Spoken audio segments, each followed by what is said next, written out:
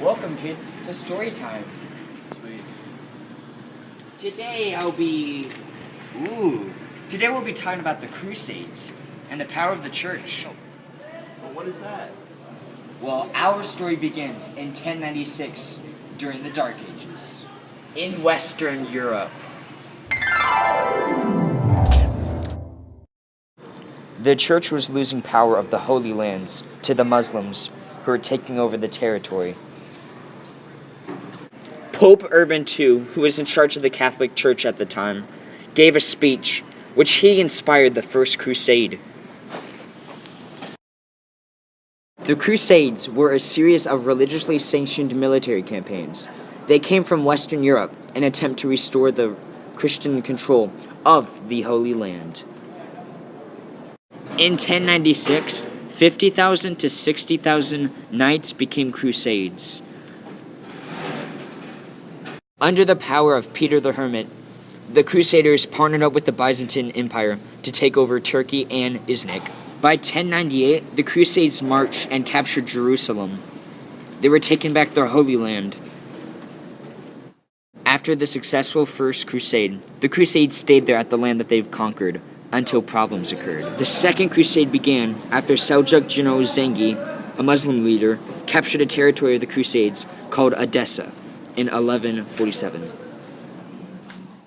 King Louis VII and King Conrad III called upon the Second Crusade. King Louis and King Conrad joined forces. With these two armies combined, they defeated the Muslim forces and took back the land that they conquered long ago in 1149. The Crusades wanted to expand their land by conquering Egypt, but they failed. At the Battle of Hadden, Muslim leader Saladin led a conquest and defeated the Christian army, taking back the land. After being defeated, King Philip II and King Richard I led the Third Crusade. Richard and his forces beat Saladin in the Battle of Asurf, taking control again. However, Richard never attacked Jerusalem. He signed a peace treaty with Saladin, which reestablished the kingdom, ending the crusade. There were 3 more crusades, but I'll just summarize them real quick. The Fourth Crusade was a battle between the Crusades and Constantinople. It was very bloody. The Fifth Crusade was about them fighting people who were not of the Christian faith. They fought Egypt and ended up losing. The Sixth Crusade was simply about a peace treaty and control of land. For the last crusade, King Louis IX attempted to start it, but it ended in defeat in 1254. Alright, kids, so that's the story of the Crusades. But what about the power of the church? Well, after the fall of Rome, the Catholic Church was still very important. The church established hierarchy and served as the guidance for everyday life, including the government. It affected human rights.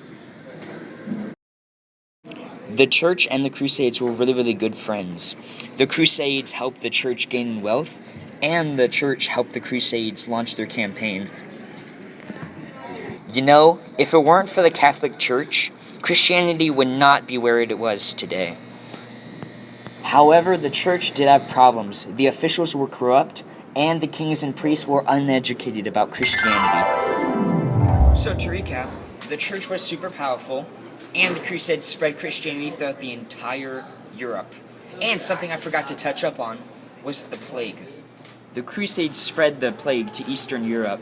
By 1348, the plague was a huge problem in Europe.